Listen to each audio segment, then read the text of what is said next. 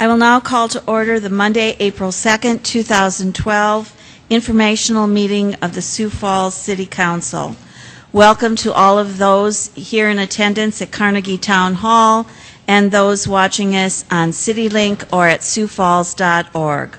We'll begin today's meeting with a staff report by City Clerk Lori Hogstead. Lori? Thank you, Council Chair Aguilar and City Council members. Forefront on our agenda today is elections. An update on the absentee votes. We have received a total of 383 absentee votes. That is both Lincoln and Minnehaha counties.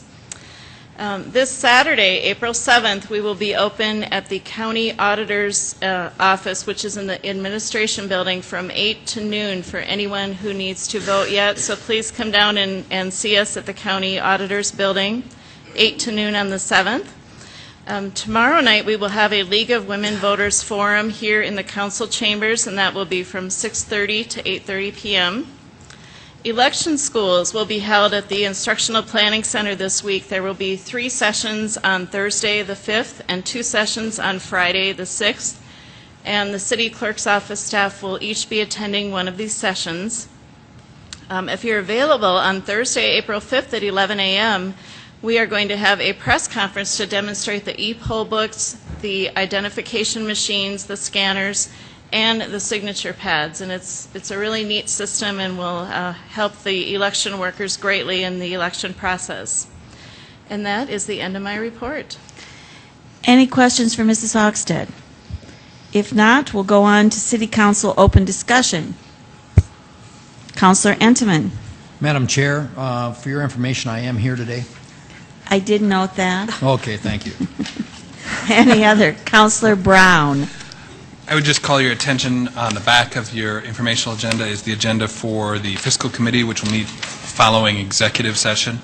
2 items that we'll be discussion only on how to spend the unexpected surplus of CIP funds, developing a potential policy for that, and also a continuation of the discussion on the pension design study. So those 2 items will be immediately following executive session. Thank you.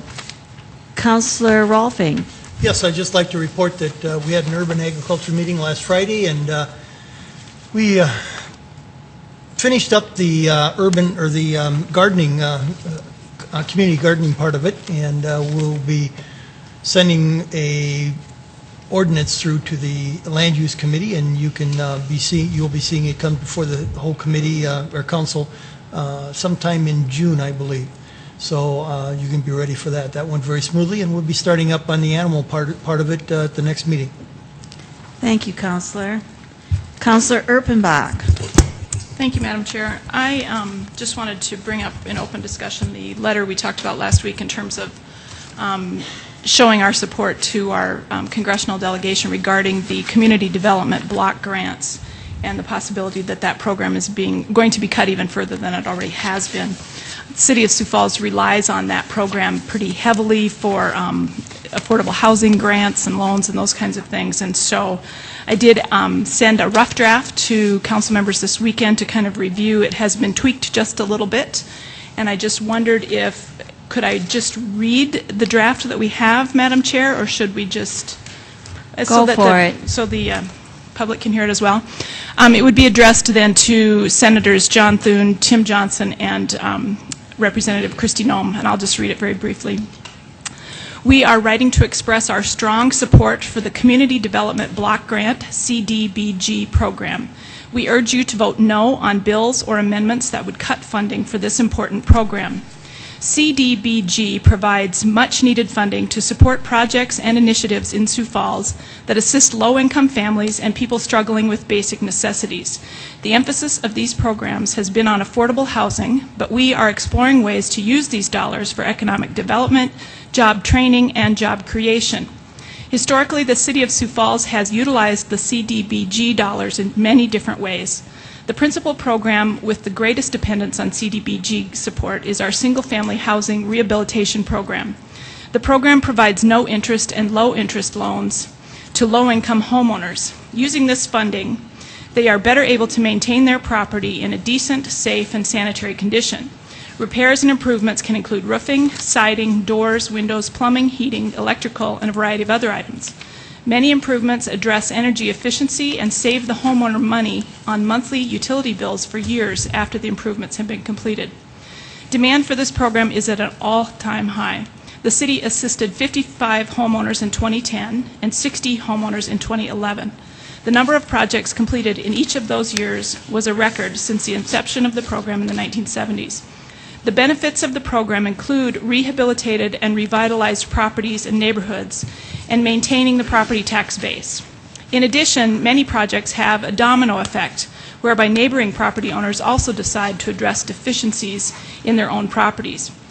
Without CDBG support, we would not be able to continue the program at the current level, resulting in the deterioration of the city's core neighborhoods. Thank you for your consideration of this request. We look forward to working closely with you to maintain maximum funding for this vital program. And Madam Chair, we just talked about the idea that you and I had talked about maybe we wanted just leadership to sign it. Councilor Brown then talked to me today about maybe the folks that are really interested in backing this particular letter would want to sign it individually. So I guess I'm not sure how you want me to handle it. If we want to just talk about it later, I can talk to councilors individually, or if you want to kind of poll the group now, either way. Why don't we have them come to you, and Okay. if they want their signature on the letter? And I would ask that you do it before we leave for the evening. That would be helpful because that specific legislation is going to happen very quickly, and so if we can do this tonight, there's adjustments we'll have to make staff will have to help me with signatures and stuff, but I can certainly make sure that happens yet tonight. Okay, so once again, if you want your signature on the letter to our congressional delegation, you should see Councilor Erpenbach this evening. Thank you very much. Councilor Jameson, did you want to?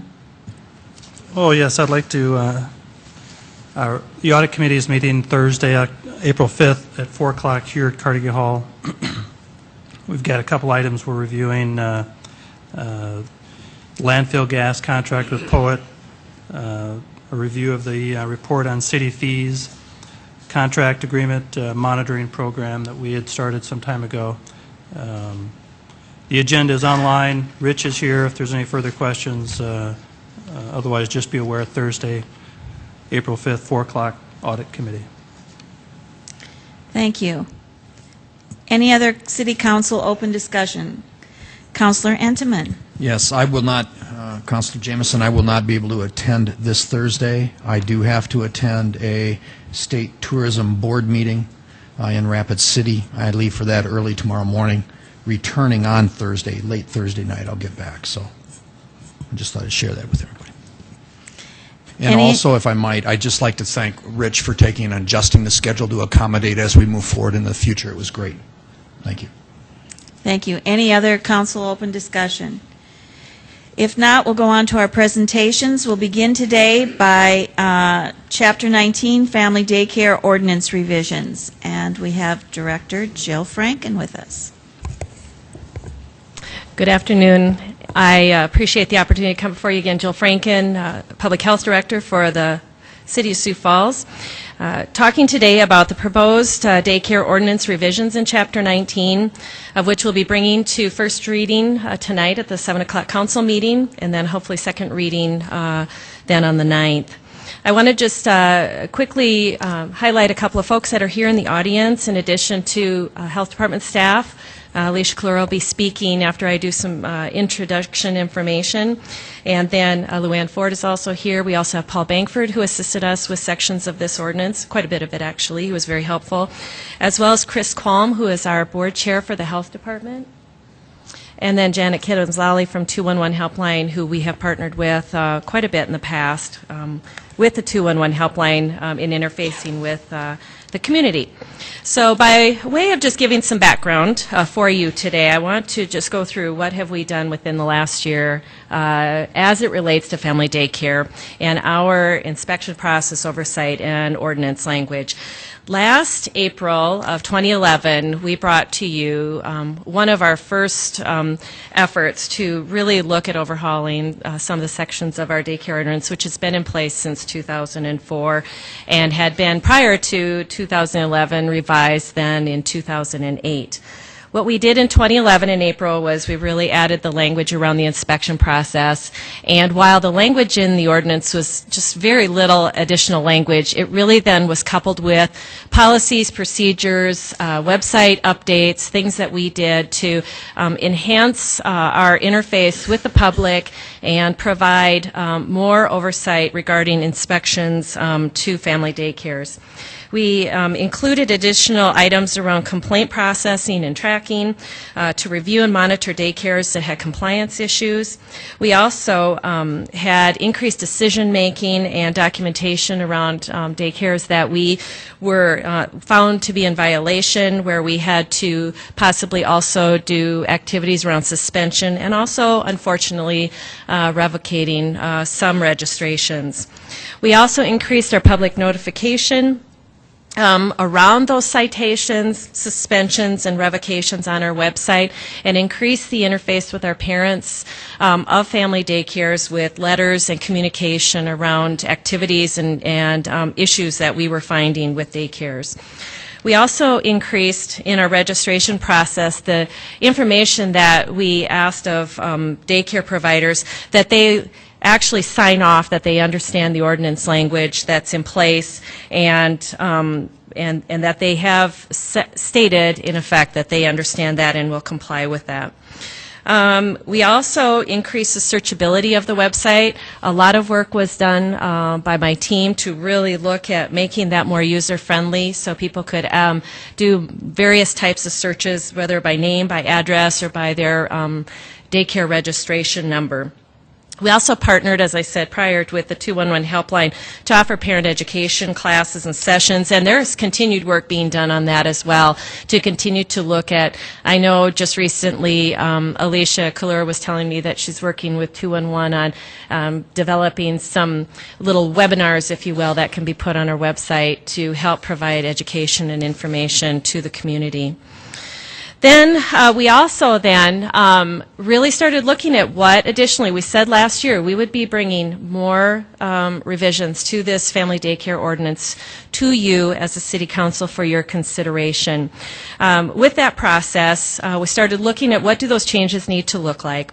We went through and we really reviewed those changes very extensively with our city attorney's office. We also worked very closely with the Department of Social Services that also regulates family daycare on a voluntary basis for those that are caring for 12 or fewer children in their home.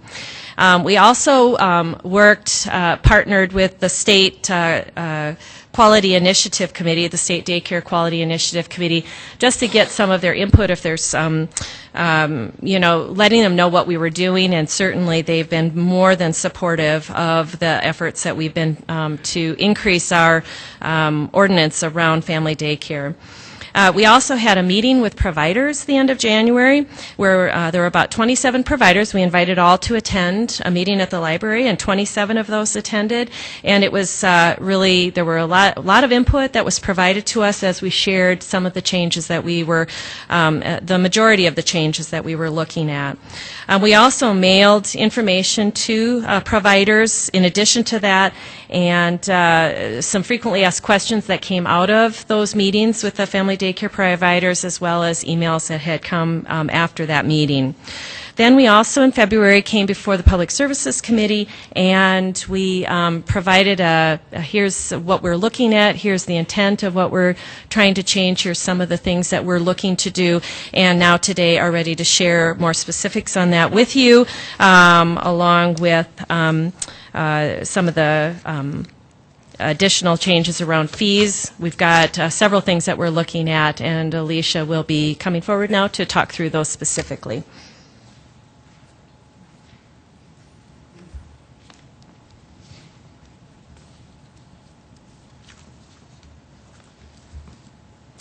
Good afternoon. I am Alicia Kalura, Assistant Public Health Director.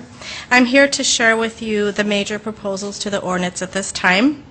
At the Public Services Committee meeting, we did a lot of reviewing with the provider feedback, and I was not going to go into that detail again today, but I did want to let you know that if we have any questions towards the end of the presentation, I'll be happy to review those items as well.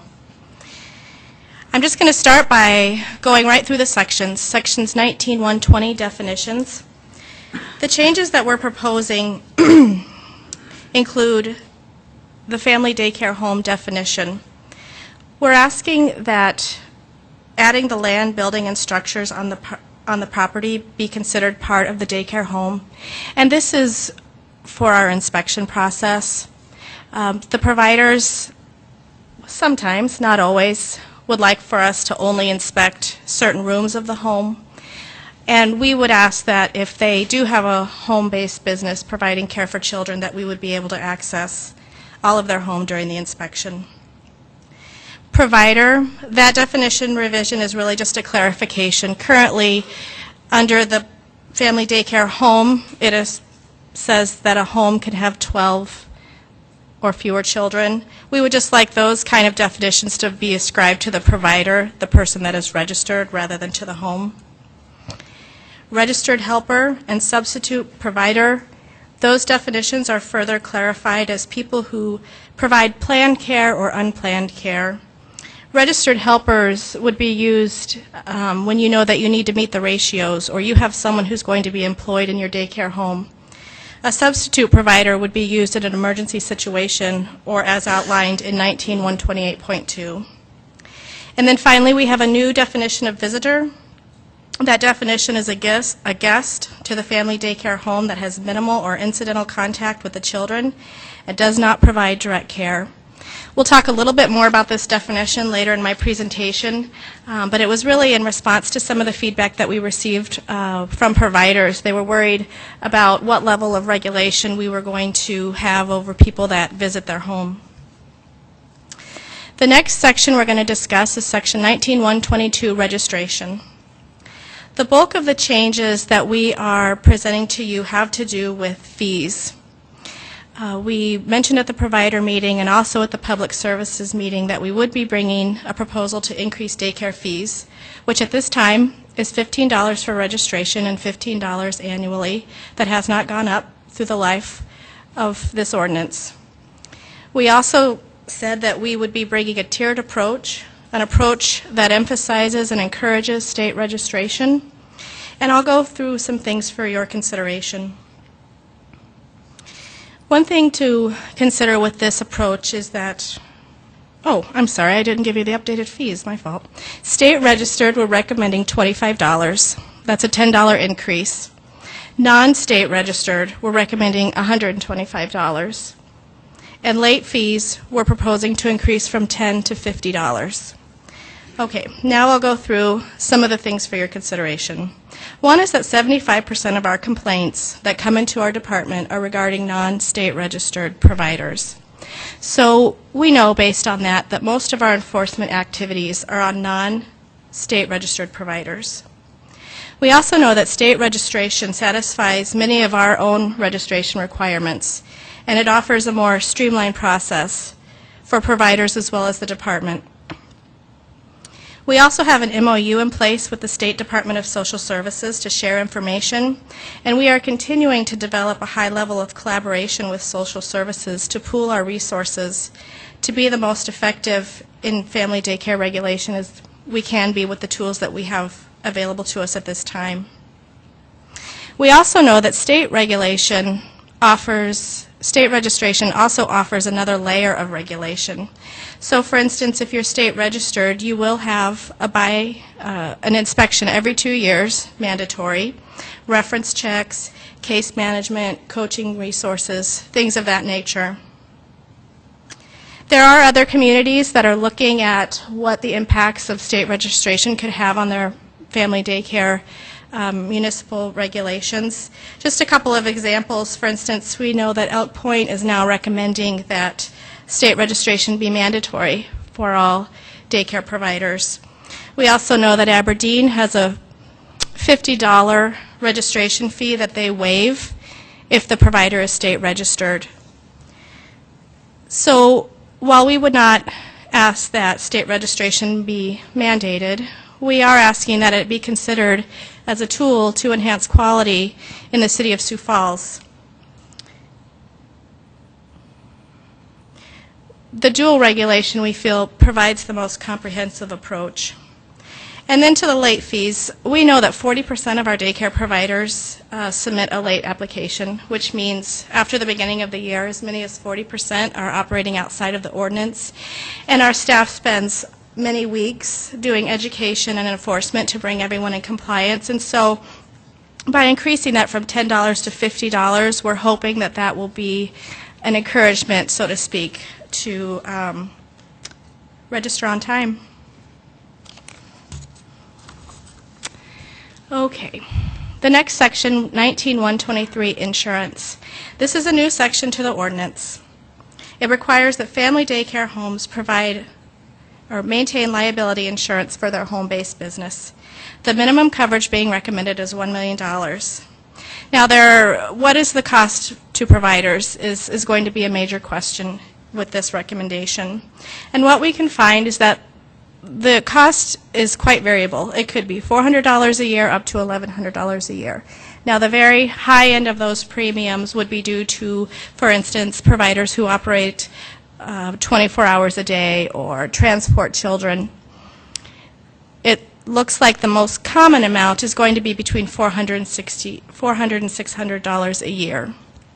So an example, 8 children with a $600 a year premium would equate to $1.44 per child per week.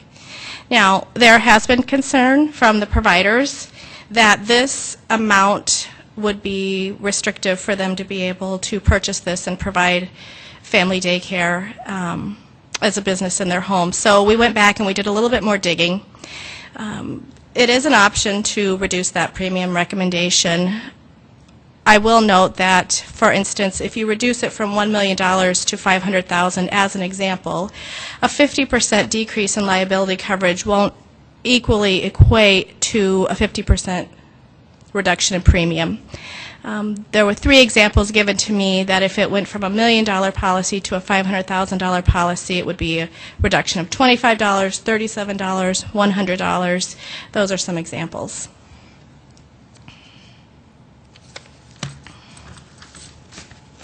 Registered helper, section 125.1. This is a very straightforward. It just clarifies that helpers, if they're in any way employed, need to be registered.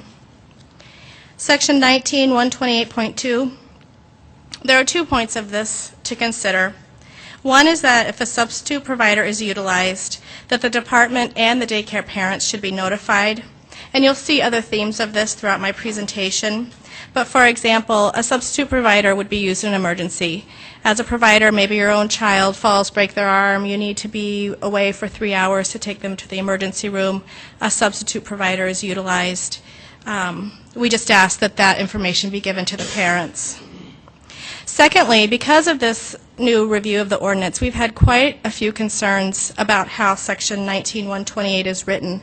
And providers are concerned that this section can be misconstrued to regulate visitors to the daycare home. So, for instance, examples that have been given to us include mothers who may come to breastfeed their child, delivery or maintenance personnel, visits from providers' family, or a neighbor who you might just interact with for a few minutes a day. The providers were very concerned that how this was written would mean that all of these instances would be regulated by the health department. And quite frankly, it would not even be possible for us to necessarily regulate these instances. These are really functions of a home. And so that's why we went back to define what a visitor is, that those people may come and go from a home, but that they do not provide care and that their contact with children is minimal. But we did further say in 128.2 that the visitors should be under the supervision of the daycare provider. So this may help address some of the provider concerns in that the department is really looking at who is living in the home, who will be present on the premises on a regular basis, and also who is providing direct care to children. That is really the focus of the daycare ordinance.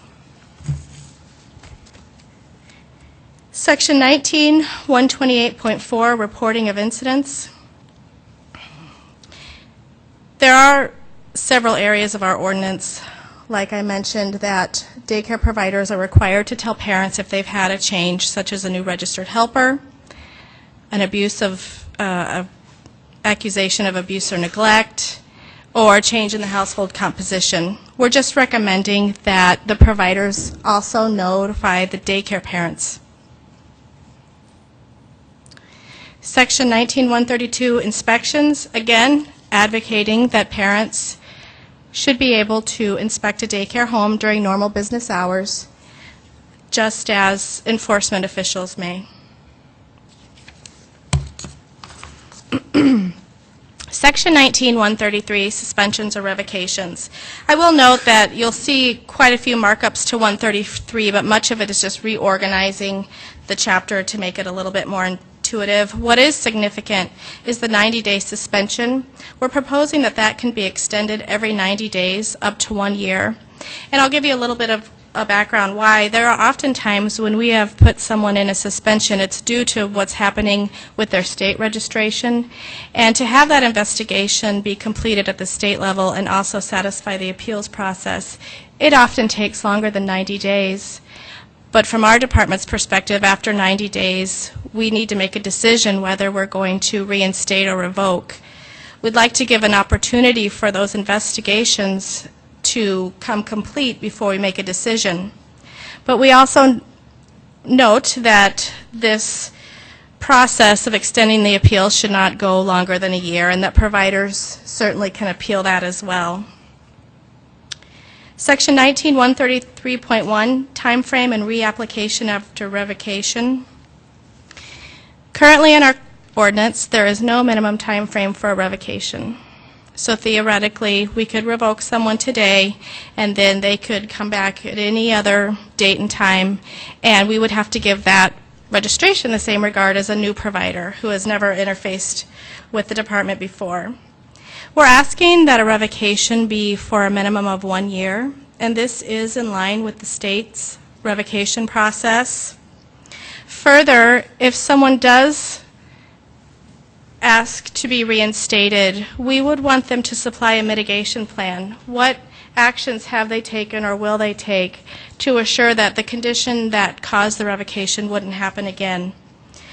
And that if we do reinstate, that the department could prescribe certain conditions. So for instance, a condition could be additional training, that we would reinstate, but we would ask that they have additional training.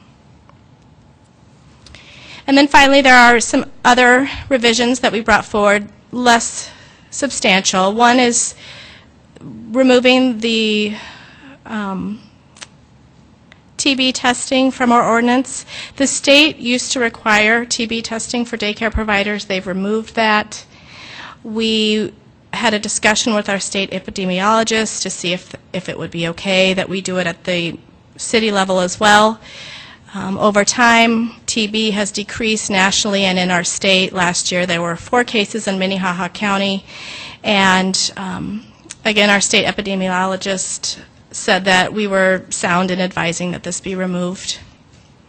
Master list, small change that we're recommending that the children's birthday be included, and then there's some small changes to training, just that we would like them to provide us a CPR certificate, and also just some flexibility in the classes that we could approve for the providers.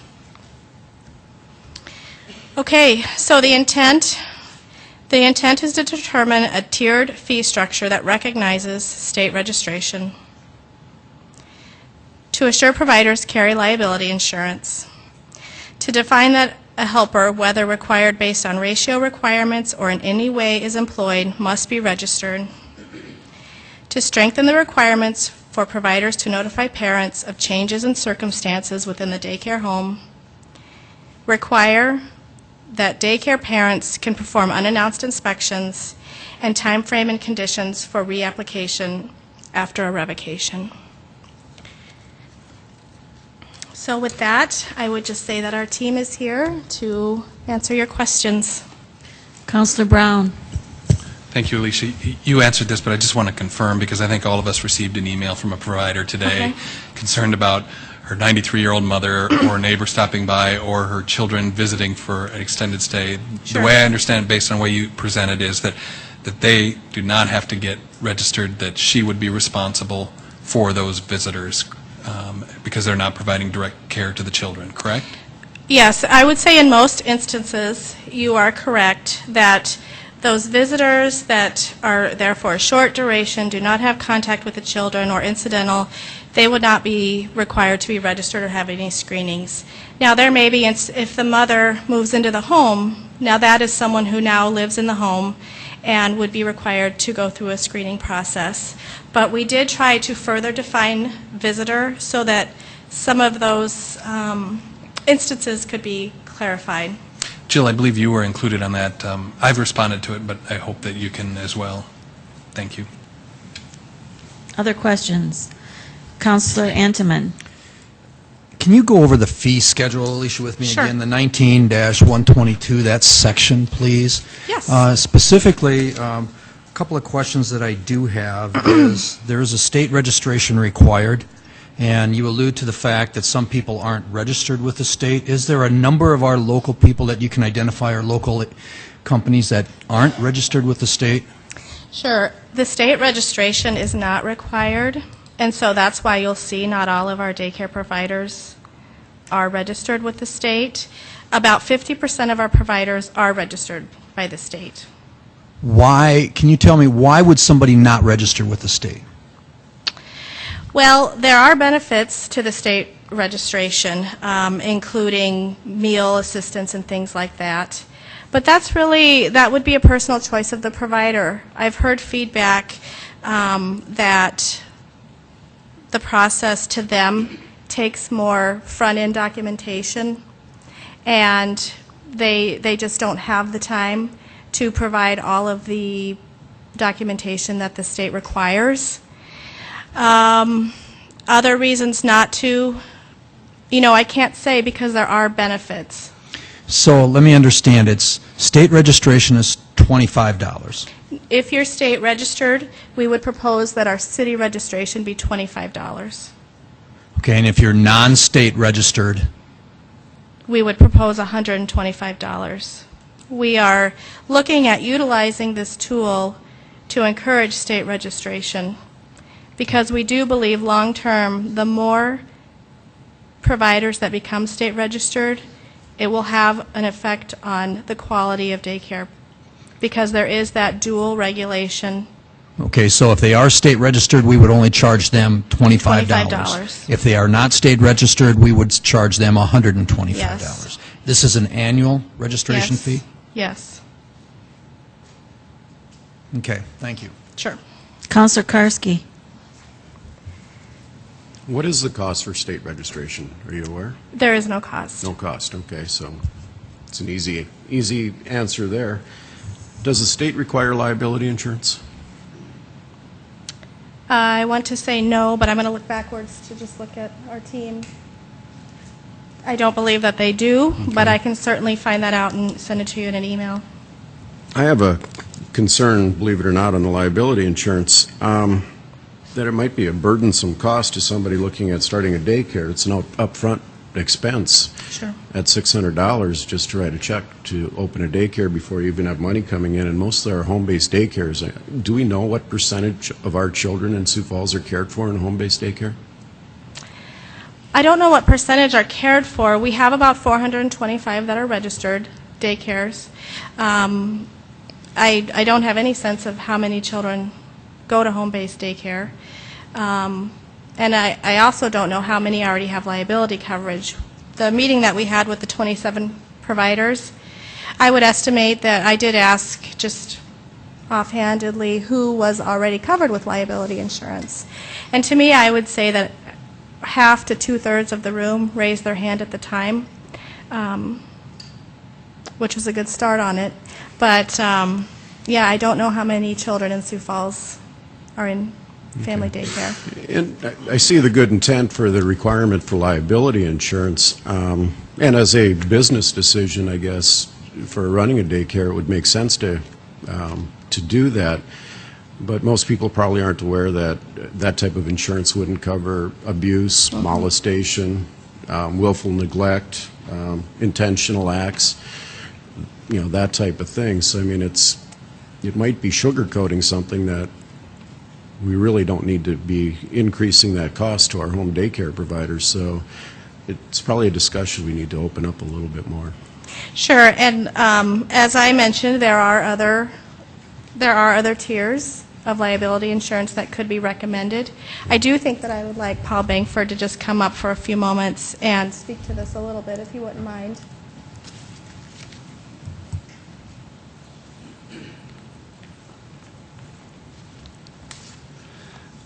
Thank you, Councilor Karski. Paul Bangford with the City Attorney's Office.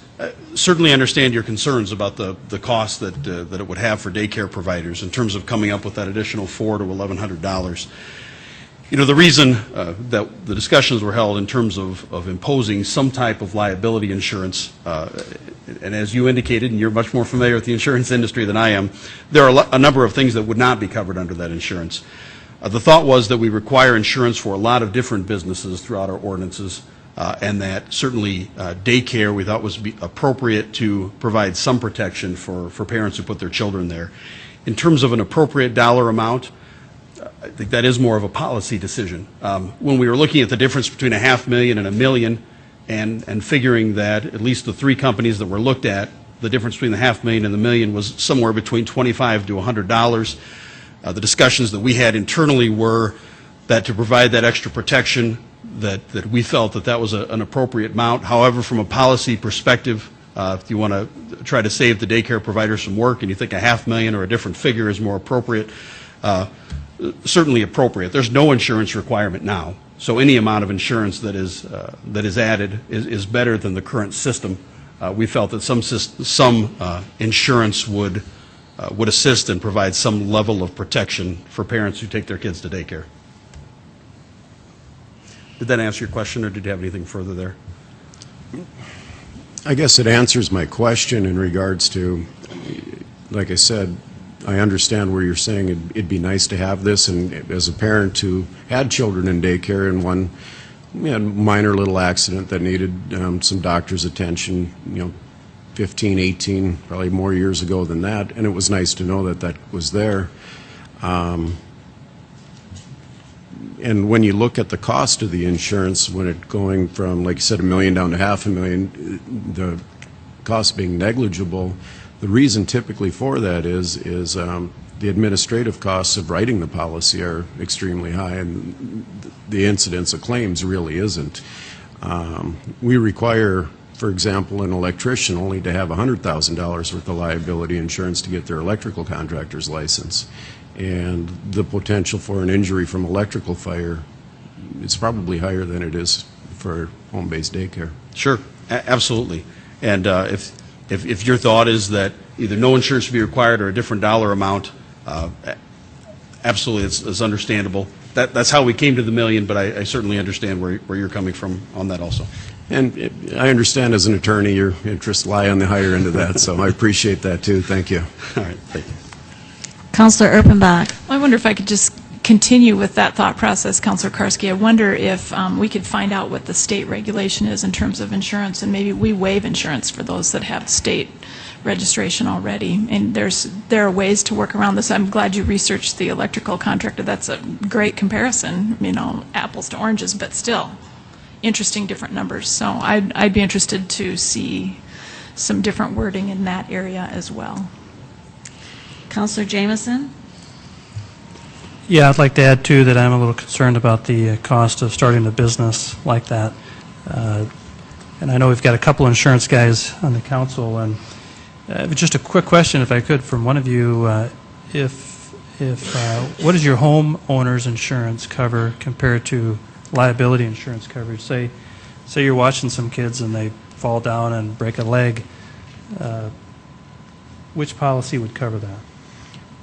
An industry standard is, if you don't mind, for up to 6 children can be covered off a regular homeowner's policy for probably $150 a year for $300,000 in liability, give or take, $25 a year depending upon the company. So anything over 6 would require a regular daycare liability policy, which then you would be in the $400 plus range for coverage. But a homeowner's policy, industry standard is to deny coverage for anything to do with a daycare. And that's not only for the daycare children, but if a parent is in the home and falls down the steps and gets hurt, it would also, either if you have coverage, cover that, and if you don't have coverage on your homeowner's policy, it would also exclude that type of an injury. So you could be leaving yourself exposed to the parents or, somebody coming to your home because you have a business there and not being covered for that exposure. Councilor Anderson. To continue the conversation, some of the other things, Dean, that you spoke of when you were talking about insurance really got my attention, and that is that the certain things that a homeowner's insurance is not going to cover. So should the discussion also move to, if we are going to want to have an insurance regulation, what type of insurance should be utilized, and what type of policy as far as what should be in that policy, or maybe we even go to a bond, like as we talked construction, where you go to a construction bond or something like that to protect the business and the children also. I think that's something that we do need to talk about further. Okay. Any other council discussion, questions? If not, thank you very much, Alicia. Thank you. Okay, the next item of business is Land Management Integration, LMI project by Kevin Smith.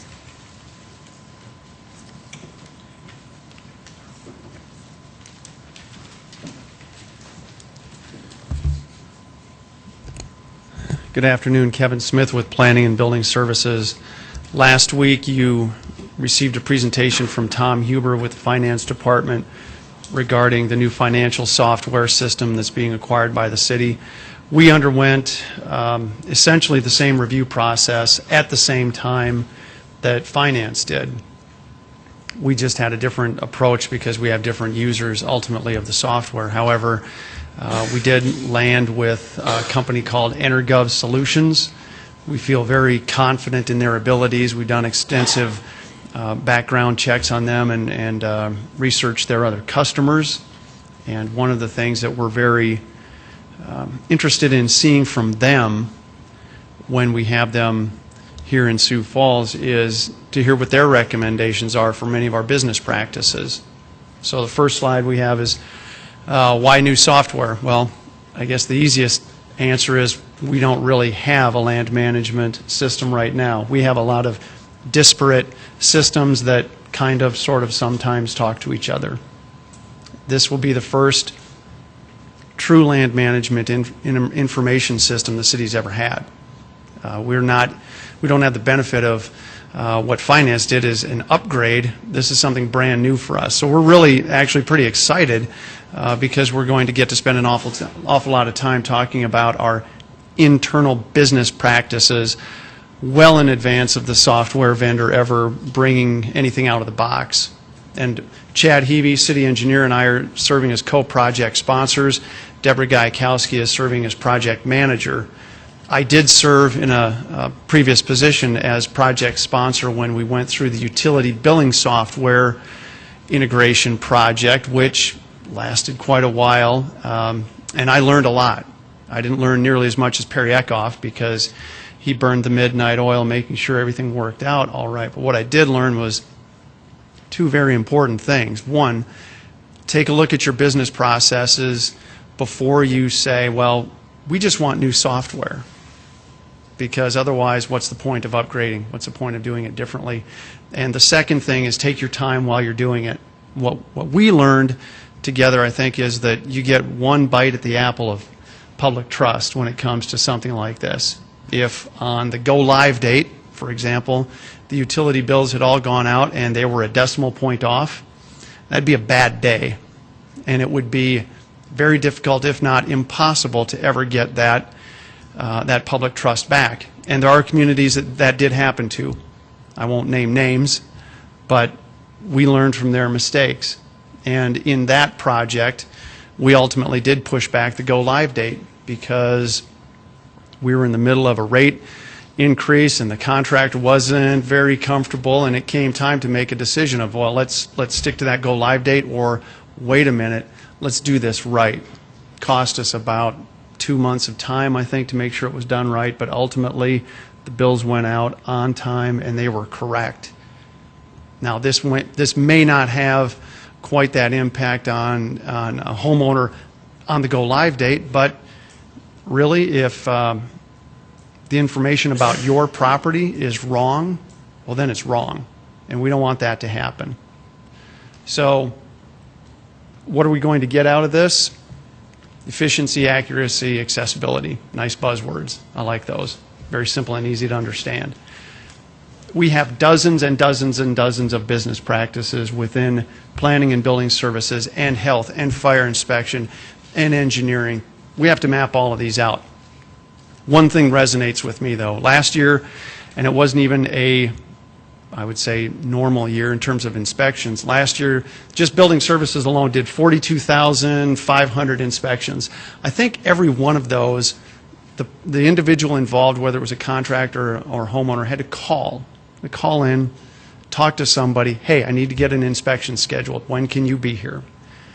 One vital thing here for us will be online services to the public. You can hopefully contact not just the city, but if you have an electrical project that needs inspection, your request for an inspection will go right to an electrical inspector. No phones. Likewise, we hope to get out of this online permit issuance for some work that is done. Maybe you don't even have to come down to City Hall. Avoid a parking ticket, perhaps. But that's just, those are two very small yet very important things we can't provide now. Just like with the utility billing software, we couldn't provide online billing or online payment for our customers. And there comes a point at which you say, what we have now is not serving our customers. I know from watching what utility billing went through that the challenging times for our staff to review with the contractor, with the vendor, to map out all of our business processes, find better ways to do it, even if it means change, heaven forbid, in the way we do business. Ultimately, this has got to be better for the public. The return on the investment, I believe we'll be able to keep up with the growth of the City of Sioux Falls and provide better service to our customers. That's why we do this. If they're not out building projects, they don't need us. And we want to be able to serve their needs. These are things we've heard from contractors that, hey, this would be really nice for the city to have. One of the things that I also am really interested in seeing ultimately is one central location for all of our information. One of the reasons we liked EnerGov versus the other two vendors we looked at is because it's GIS based, that you can point and click on a piece of property and see when was the last time there was a health nuisance there, or when was the last time there was a snow removal complaint. We have all of that information right now, and it's in about 6 different places, and getting it all together at one time is a challenge. This is going to make it better. It's going to make it better because we'll make more information available to the general public, more information available internally so we're better coordinated, and hopefully speed up the process when we can. Next slide, please. I'm not going to really review all of the products, all of the processes that we have, but the add-ons, the e-reviews. Another thing is worth highlighting is that if you're a design professional, you're an architect, you have a set of building plans that you have submitted electronically to us, which you can't do yet, but you will, there will be a almost real-time collaboration of our comments and any revisions that have to be brought back in. 30 years ago, a set of plans were drawn up with ink and paper. Well, then we got better. We had CAD systems. And we got better, we have GIS. Now we're going to get better because you won't even have to submit anything in paper. It'll be immediately revisable PDFs, generally accepted standard. And this is something that the vendor told us about is, hey, here's what other communities have done to make their processes better. This is something you should think about. Does it mean our staff's going to have to change? Yes. But it's because it works other places, and throughout the industry it's become a common standard. We can't do it yet, but soon we will. Next slide, please. Very similar to the financial software, the funding is being made available out of the IT Revolving Fund.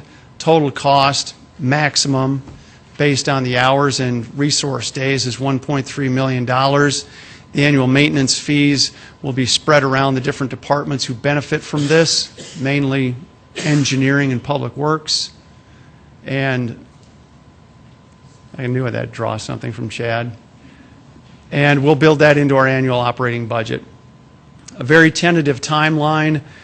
We hope to begin very soon with the vendor, and production or our go-live date would be somewhere around the end of 2013. And if I had not lived through this once, I would say, wow, shouldn't it be done earlier than that? To do it wrong and to have to fix it later, you can't put a price on that, whether it's time or anything else. These dates, these resource days that are in the contract, in the timeline, have been recommended by the vendor, who has said, look, we've gone through this, and I think they're working with maybe Council Bluffs or someplace close to us right now. They feel very good about the days that they have dedicated to it, and certainly we will do as much as we can without having them in town, as much as we can on our own, and be as efficient with their time as well as ours. But I know we're going to have to spend a lot of time internally just talking about how we do things. And ultimately, we hope to benefit the entire community, not just the building industry. Next slide, please.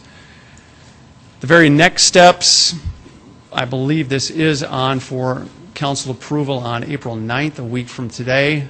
We'd like to get a kickoff meeting with the vendor by June and start business model mapping, be well into it into the third quarter of 2012. Ultimately, as the previous slide showed, we'd like to wrap it up by September 2013. Final slide. As I said earlier, Chad Heavey and I are co-project sponsors. Deborah Gaikowski is the project manager. And I remember when the city went through the decision-making process of whether we should invest in this newfangled technology that was called a geographic information system several years ago. And we were questioned as to, why do we need that? Why would we ever need something like that? You can't look at a business process right now today without having something that touches GIS. And thank goodness the city made that commitment back when they did, knowing that we were and still are regional leaders in geographic information systems. I see this as just an extension of that, is that we want to be the best at what we do. One way to get there is to invest in technology. This is not overhead. This is not a cost of doing business for us. This is an investment in doing our job better. We've done it elsewhere, maybe not to this extent, but we're really excited about getting the project underway. Questions? Councilor Brown. Thank you, Kevin. I do agree this is a step, an investment we need to make. Just a question, the annual maintenance fee, wow, it's 20% of the license cost annually. If you look at what the other license fees are for things like our GIS software, that includes, I think, some of the upgrade costs throughout the year. So if there are things we need from them, we receive that. But I would say that is not out of line within the industry for licensing costs. Okay, thank you. Councilor Rolfing? That was my question too, but I heard you say that includes some updates as we go along on an annual basis? So as things improve, we'll be able to upgrade this system? And I believe it also includes some additional services from them when we need them. But we're not paying for a road here. We're paying for a system that they have responsibilities on their end as well. So if something isn't working, it won't be our folks out there repairing it. The expectation is we get something for those costs. Other questions? Counselor Jameson. Kevin, I'm not sure if I understand the whole scope of the project, but I do have a piece that I'm wondering if it's included. Zoning. Is zoning maps and would they be included in this? Everyone who does inspections, everyone who has anything to do with permitting and plan review, and by that I mean building plan review, is going to have benefit from this system. And the zoning staff was critical in terms of reviewing the different software packages. So yes, absolutely. Planning, zoning, health, building services, fire inspection, and ultimately the people who may not use this on a day-to-day basis but who need the information, they'll also have access to it as well. If I could just follow through, one of the items we have later tonight on the agenda is going to be a sensitive topic regarding rezoning at 85th in Minnesota. And I went through one of the neighborhood meetings, and there's an issue about he said, she said, kind of a, and we've seen it before, we'll probably see it for a long time. And will this system allow an individual to go and look at any corner, any place in our city and click on it and see what the zoning is for that area? I think there's a way to do that right now with the zoning maps we have available. What we're hopeful that this will also provide is to see the history, not just what it is today, what it's zoned today, Okay. but the history of how it got there, which I think is in the case of many misunderstandings is I was told it was going to be this and then it changed to that. Well, this will document that all in one place for us. Perfect. Counselor Entenmann. From an accounting standpoint, then, the annual maintenance fee, the $95,000, since it's going to be used by a number of different departments, will that be spread out then to the various Yes. departments based on usage or whatever? That's and that's how we split up the cost for the GIS system right now too. That I believe engineering and planning and others split it up on a proportionate basis. And it will. I believe we're going to split it up based on the number of licenses that each of us are using. So, if you're a user of 50% of the licenses, you'll probably pay 50% of the licensing costs. Okay, thank you. Counselor Karski. Will this information be available to the public? I mean, a public website? And reason for my question is, let's say I wanted to buy a house in a new neighborhood, and I wanted to check to see how many times the neighbors have been called on for shoveling their sidewalk or other zoning type of things with code enforcement. Would this be available for, that type of a usage? If you look under the add-ins for citizen access, that is one of our main goals, is to make as much of this information available to the public as well, because it's not that we don't like getting phone calls and talking to people, but look, if it's 2 a.m. on a Saturday morning and you're interested in seeing what's going on somewhere, you want an answer right now, not Monday morning or to leave a voice message. So if we can find better ways, simpler ways to get that information out, it'll make our lives easier too. It's just a question of how much data do we, one of the issues is how much of the previous data are we going to convert, and then how can we best make that available? Counselor Brown. Kevin, completely different subject matter, but it's been warm out, the grass is growing.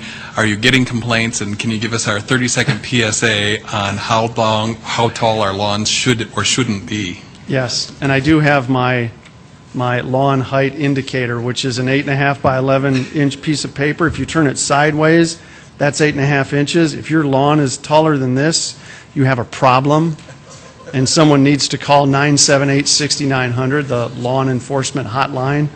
Yes, I did actually speak to a gentleman this morning who had concerns about some property in central Sioux Falls and said, well, I can't use exactly what he said over the phone because it might get censored out, but people are already having concerns, and rightfully so, which is why probably a month early we sent that news release out, and there will also be publication twice in the Argus Leader.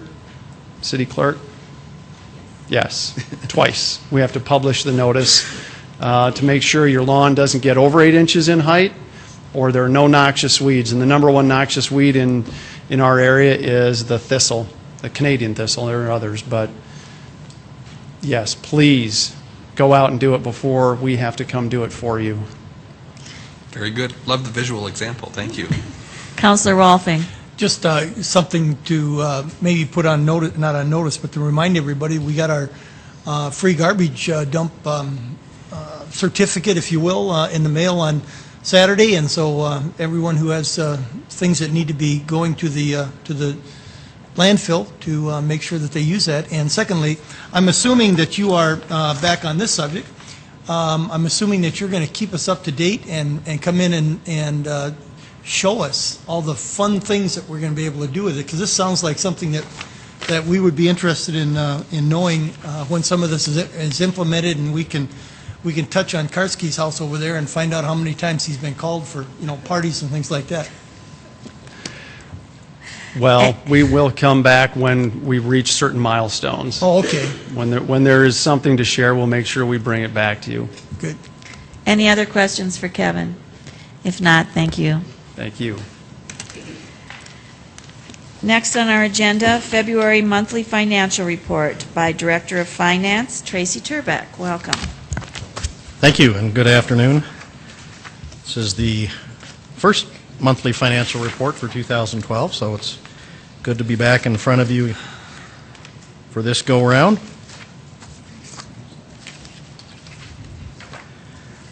As I have in the past, I'm going to concentrate largely on some of the economic indicators that we do track, and we'll touch just briefly on some of the general fund financial activity so far this year, as we only have essentially 2 months of data under our belt. I'll be back in the near future with the March month-end report, and of course each month that goes by we have more and more information, and I think it becomes more and more meaningful as the year progresses. The unemployment rate in Sioux Falls, as this chart indicates, it shows 2010-11 and where we're starting in 2012. You can see that since the end of 2011, where we ended at 4.3%, it has ticked up slightly in the last couple of months.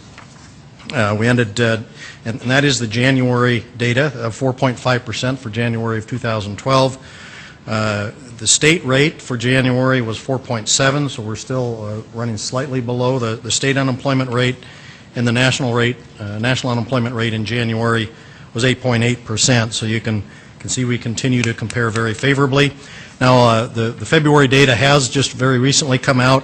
The local unemployment rate for February here in the Sioux Falls MSA is 4.8%. So again, in February it ticked up slightly. Now that is still below where we were a year ago in February of 2011. We were at 5.5% or 5.5%. And the other, of course, one key component of this is the employment level, not the unemployment rate, but the number of people actually working in the MSA. And I did pull those numbers out. You might be interested to know that in February of this year we had over 125,000 people working in the Sioux Falls MSA, and a year ago there was about 121,000. So it's almost 4,000 increase in the employment here in the Sioux Falls MSA. It's a little over 3% growth, even though the rate is at 4.8% in February. So, and you can see that in the past, and these are, I should mention, seasonally unadjusted rates. So they haven't been adjusted for seasonal variations in employment. You can see that last year, the red line reflects that early on in 2011, we did tick upward the first couple months before it began to slowly drift lower throughout the year. For some reason, in both years, we've seen a bump in the rate in August, and then near the end of the year, again, the rate seems to pick up in both of the past 2 years. So I don't think there's anything necessarily to be alarmed at that it has ticked up slightly early in the year, but it is obviously something that we'll be watching very closely in the months to come. The next slide, we've reworked our slide on the building permit activity a little bit. Hopefully this provides a little more meaningful information for you. The red bar, the blue bar on each for each month represents the year-to-date figure for 2010. The red bar is 11, and then the green bar, you can see we have data plugged in there for January and February. Those are year-to-date, reflect the year-to-date numbers, so you can see as the year progresses how we're running compared to the same point in the previous year. So you can see that the green bar in both January and February is running significantly ahead of the red bar, or 2011. In fact, the year-to-date through February, Building Services has issued about $26.5 million of permits. That includes both residential and non-residential. That's an increase for the first 2 months of the year of 11.9 million, or about 81.5%. So 2012 is off to a remarkably quick start. I'm sure that is some reflection of the nice weather we've had early on in the year, but it certainly has every indication of 2012 possibly being a real breakout year for us in terms of the construction activity. But so certainly some positive indications there.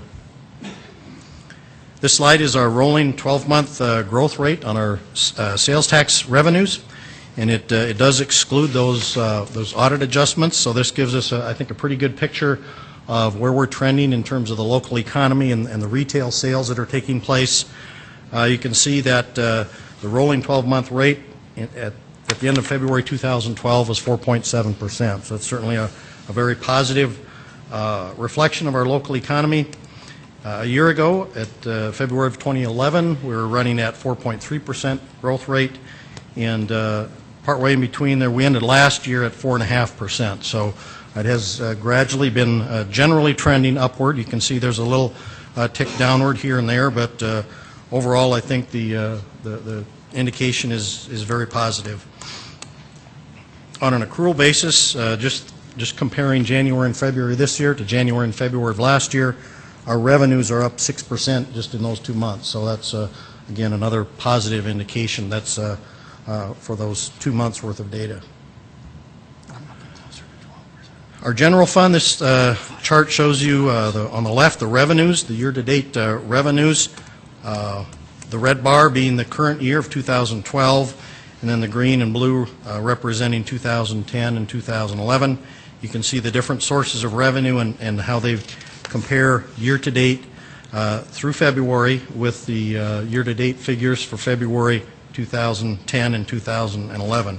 Our revenues are running well ahead of last year, about $500,000 in the general fund, or about 5.8% on a year-to-date basis. Again, it's only 2 months worth of data, so not you can't really read a lot into that, but it's certainly a positive indication.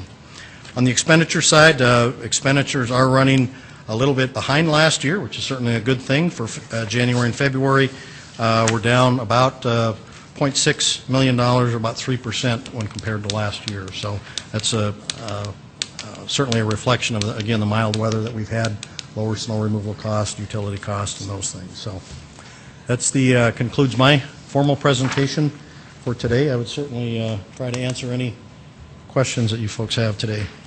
Questions? Councilor Rolfing. Have you done, Tracy, have you done any projections yet on how our budgets for fuel is going to get blown out of the water?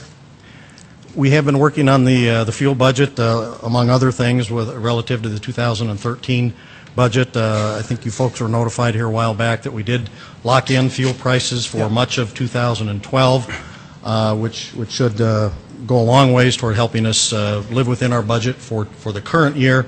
Certainly going forward beyond that is a concern, and that's something we're continuing to watch. But yeah, the fuel concerns permeate almost every department in every operation we have. So we are tracking that very closely. Thank you. Councilor Karski. Tracy, on the highways and streets expenditures, are those down because of the snow removal and the lack of it? Yes. Okay, good to hear.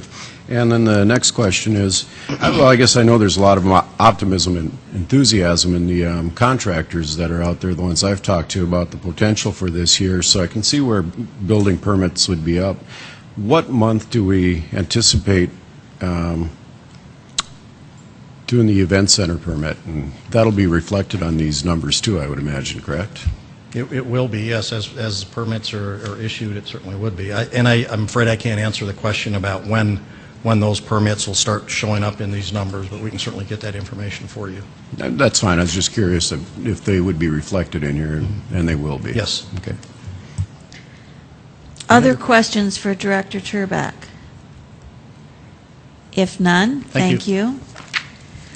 I would now entertain a motion to go into executive session for a personnel matter pursuant to South Dakota Codified Law 1-25-21. So moved. Karski. Second, Entenmann. We have a motion by Counselor Karski, seconded by Counselor Entenmann to go into executive session. All those in favor signify by saying aye. Aye. All opposed, same sign. Motion carries. We'll now go into executive session.